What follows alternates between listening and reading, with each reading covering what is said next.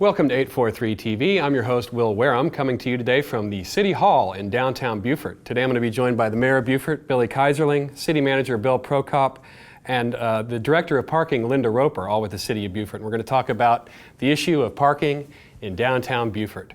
So stick around for more 843 TV. Where communities come together to speak.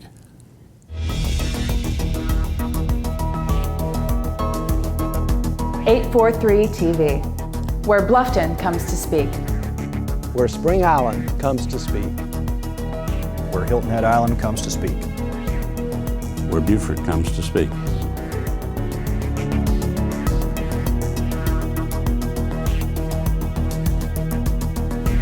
.843 TV, where communities come to speak. Welcome to 843 TV. We're coming to you from City Hall in downtown Beaufort, South Carolina, and I'm joined by Bill Prokop, who's the City Manager for the City of Beaufort. Bill, thanks for joining me today. Thank you for having me. So we're going to talk a little bit about parking today. Right. And parking is important. Parking's very important. And you know, downtown parking in any city is usually a hot topic. Exactly. Particularly in Beaufort. Why not just have free parking? Let people park anywhere. I think there's a misconception on parking, that parking is a way cities or private industry tries to collect money. Yeah. When technically parking is a marketing arm of any business. You know, we buy a house or you locate a store. Number one's location, location, location. That's right. If we have a store on Main Street and we didn't have parking, that location isn't too good, because unfortunately every one of us wants to park as close to where we want to go that we can. And parking is a critical part of every retailer's marketing. Just as their advertising campaign, again, as I said, if we took all of Bay Street and said, okay, there was no parking in Bay Street or Port Royal or Scott, etc., our merchants would be complaining, because where would people park? Right. An average parking turnover that you always look for is 85%. So that you can have your spaces filled 85% of the time, leaving 15% so people can find places to park convenient to where they're going. So parking really isn't a necessary evil. It's really part of every retailer's marketing business. Yeah. And to give you an example, recently we were extended during the holiday season, free 2-hour parking. Right. We actually had merchants call, say, what are you doing that for? Because this is not helping our business, because people come to enjoy maybe the park. Right. And they'll park in front of my store. That means that I can't have customers come in. And so the turnover was lower. So the turnover's lower. So it is really, free parking would cost merchants, and it wouldn't be convenient for the customers. So that's why you don't have free parking. And as I said, I go back and just finished reading the history of Beaufort, 3 volumes. In the early 40s, when the Marine base was really building up and it went from like 5,000 people to 14,000. Yes. The comment in that book is one of the biggest issues was parking problems on Bay Street. Really? That's 60 or 75 years ago. And in the meantime, we've had either 7 or 9 different parking studies. Every one of them said parking was critical, and we need to do something.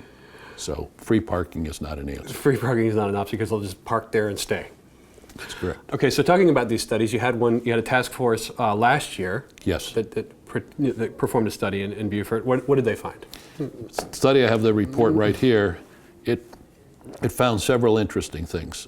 Probably the first thing that really came out that shocked many of the committee members was that the amount of parking spaces taken up by employees of the downtown merchants and restaurants. You have to consider we have over 400, maybe close to 500 employees working downtown. Right. If you took half of them have cars and park, they're parking somewhere. And in many cases, they're parking right in front of the establishment where they work. Mm-hmm. That means that their customer can't go there. So that was one of the things that they pointed out. The second thing they pointed out is over the last, I believe, either 5 or 7 years, we have lost 140 parking spaces, because we have done away with parking as we had started to get new infill. The businesses, that we didn't require that they had to have parking in there, so parking spaces got lost, or parking lots got converted into, or where there was free parking, into some new buildings, etc. So as we grow, we need more parking, but we've been losing it. And the same thing with some of the private parking that's been taken on. Some of this availability of parking was taken off the public records because people purchased it for private parking. So that was another thing. The other that they found, and they did a fantastic job. They studied this for 6 months. They included people that do not live in Beaufort, that come and shop in Beaufort. They had merchants, they had retailers, they had the commercial people, they had whoever on the committee. They did in-depth surveys, and they found that in the end, the average person was parking just under 2 hours. I think it was 1.78 hours. They also found that by having more turnover, like let's say Bay Street, you have a limit of 2 hours. As you move out, your limit gets bigger so that you can have 4 hours next and further away, but your pricing's adjusted. Right. So all of these things, they've made a recommendation to council, and we've implemented almost every recommendation that they had. In fact, just recently was approved by council, with the exception of one, and that is where they said we should look at our zoning to require, if somebody's going to build or do some infill, that they have to provide parking, to stop taking parking off the street. Right. But we're very happy with the report, and we're moving forward with it. Very good. So now, as city manager, which is your position, what do you see as the greatest challenge for Beaufort's downtown parking? Greatest challenge is to be able to have affordable parking, and right now to be able to find parking where employees can go and have at a reasonable distance, at a reasonable price, so that we're freeing the spaces near the merchants for their customers. And really quickly, do you think that like a parking garage would solve this problem? Parking garage will help. And certainly as we continue to grow, and the critical thing is we have to expand Bay Street. What I mean by that, downtown, as the mayor always says, is from Bay Street to Boundary Street. Our downtown is going to grow. Therefore, parking is going to have to be able to grow with that and be in different locations. Wow. Well, certainly a lot to talk about on this subject. Thank you very much for joining us today. Thank you for having me. Enjoyed it. Thank you. And stick around for another segment of 843 TV.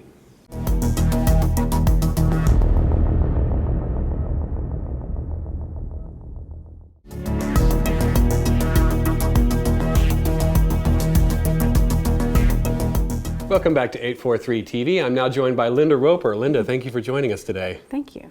So you wear several hats with the City of Beaufort, that's right? I do. And one of those hats is the Director of Parking. Correct. Can you tell us a little bit about your job, specifically how it relates to parking in the City of Beaufort? Sure. As the Director of Parking, I actually oversee our contracted companies, SP Plus, and their day-to-day operations.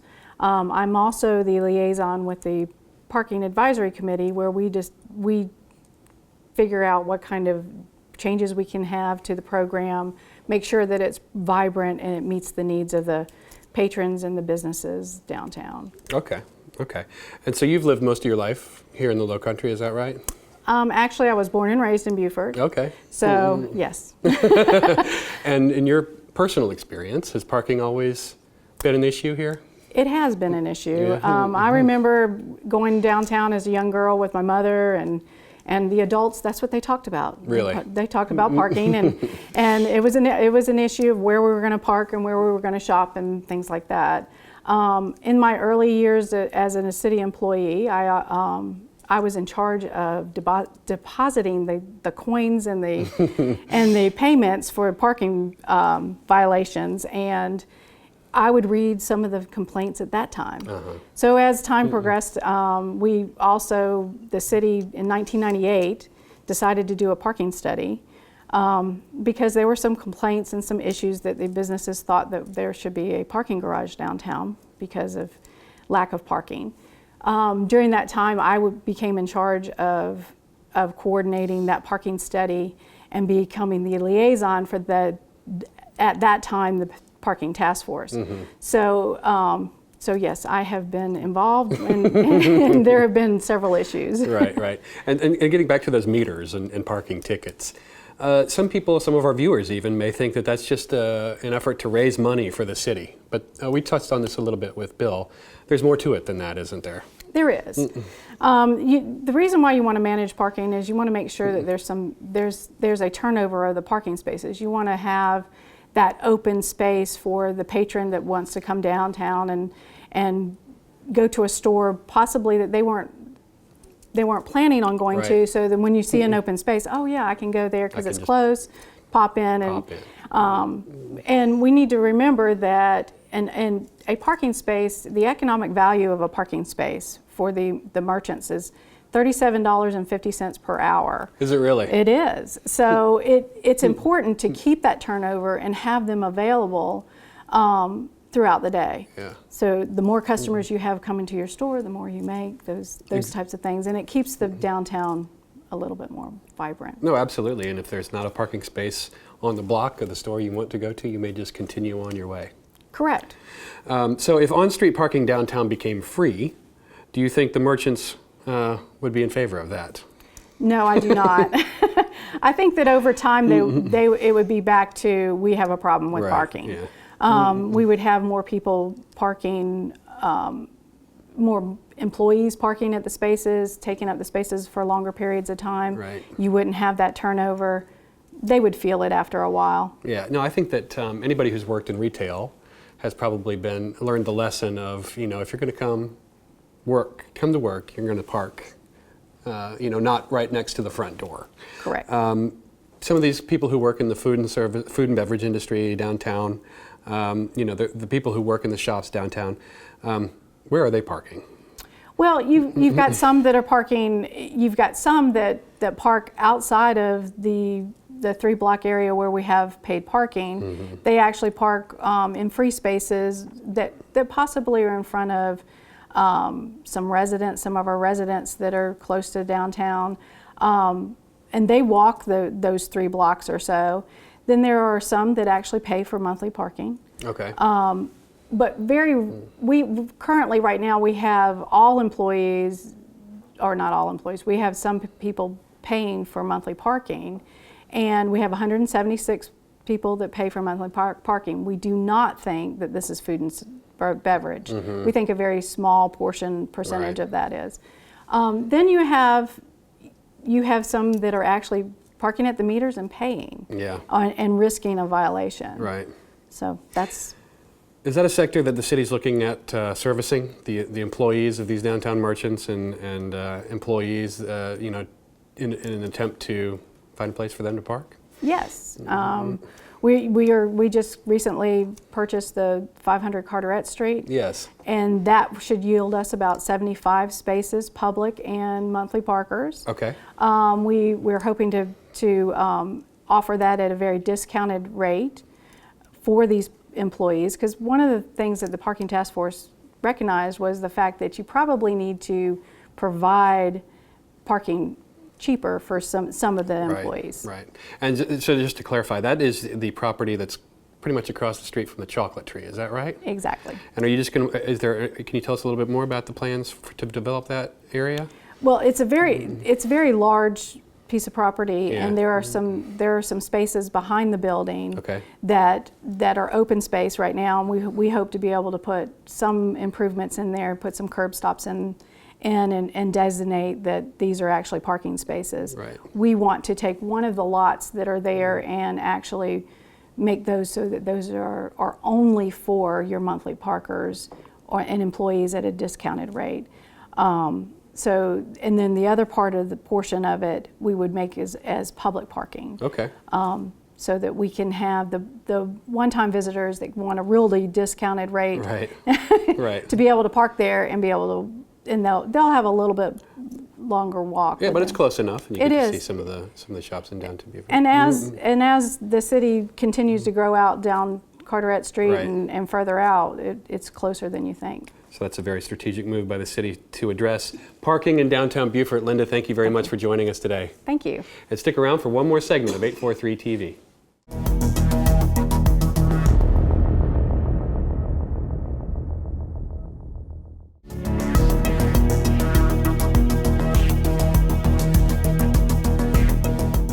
Welcome back to 843 TV. I'm now joined by the Mayor of Beaufort, Mr. Billy Kaiserling. Billy, thank you for joining us today. Hey, Will, happy to be here. Happy New Year. Happy New Year to you. So now I know that you've got a lot on your plate. In 2016, you're dealing with issues like economic growth, offshore oil exploration, the Boundary Street project, and parking. Why do you think the downtown parking seems to get people so riled up? Well, I think that we have a culture where we've been accustomed to thinking that a good parking space, or the only parking space, is at the front door of where we want to go. Mm-hmm. I would argue, with due respect to those who say we have a problem, that we have a parking opportunity. Okay. If you could find a parking space anywhere you wanted to go downtown, then people wouldn't be proving the value of the goods and services, the galleries, the restaurants, the retail that we have. The fact is that they're going so strong, there is a demand to park, and people want to park out front. Mm-hmm. This issue has been around since, I believe, the first Beaufort Gazette story was 1938. And I believe that in 2038 it will be part of the conversation. Sure. But it's a good conversation because it's really a good conversation because it's about growth and success. Right. We have a successful downtown, and therefore people want to go and they want to shop, and they have to begin to adjust to realize that just like when they go to a big box retail, they're going to have to walk right. a couple of feet, 100 feet, a block, or two blocks.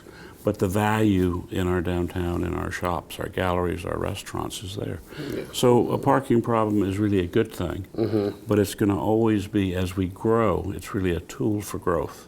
It allows more businesses to come downtown, businesses to be more successful, and not just the retail, but to get more office back downtown, mm-hmm. and of course to get residential. So managed parking in the right way is really a tool to accommodate the growth right. that we need for our downtown to remain vibrant. Now, there was a special task force formed last year, mm-hmm. Focused on parking. From your experience, and as someone who grew up in Beaufort, did you agree with their findings? First of all, I didn't grow up in Beaufort. Oh, you didn't? I'm still growing up in Beaufort. That's right. The task force actually, when they formed, a number of people said, why are we doing this again? You're not going to listen to us. And I think many were surprised that we implemented just about everything they recommended. It was a studious group, it was a cross-the-section group, it was shoppers, it was retail owners, it was restaurant owners, it was people who have employees, where employees tend to be one of the most difficult challenges. Right. How do we provide them safe mm-hmm. parking within distance to work?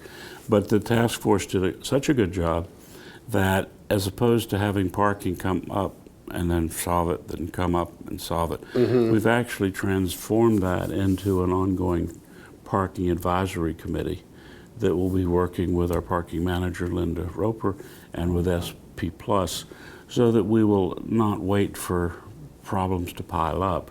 We will solve them as we move forward. Right. Okay. Being proactive rather than reactive. Getting ahead of the ball. Right. If you realize it's about growth, and if you realize it's about growing the downtown, we want infill and redevelopment. Mm-hmm. So some of the private lots could better be used for office buildings, for residential on the top, for retail below, but you can't. It's difficult to fill in and give up a parking lot unless you know there are other parking right. solutions. Right.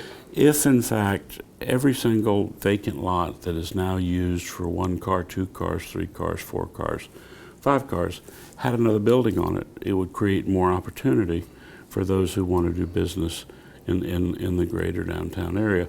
But we have to, as the city manager said, we've lost 140 spaces.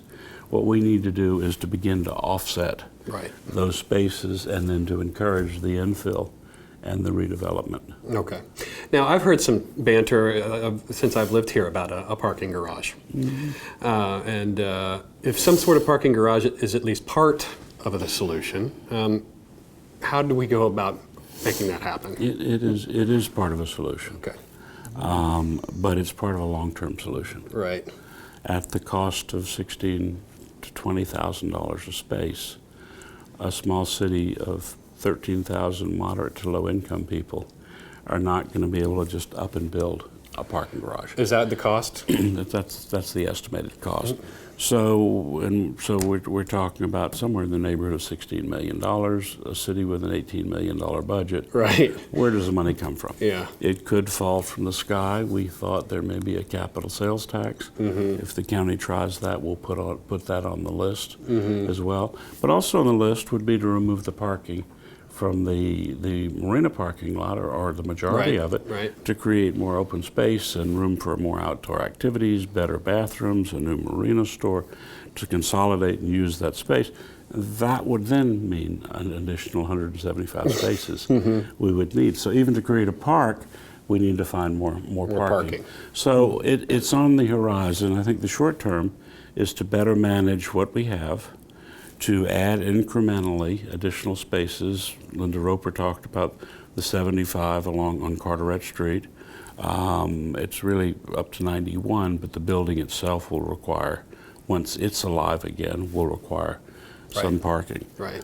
There's a proposal to restripe the marina parking lot, which is one of the principal places where employees can park. Right. And we could pick up an additional number of spaces.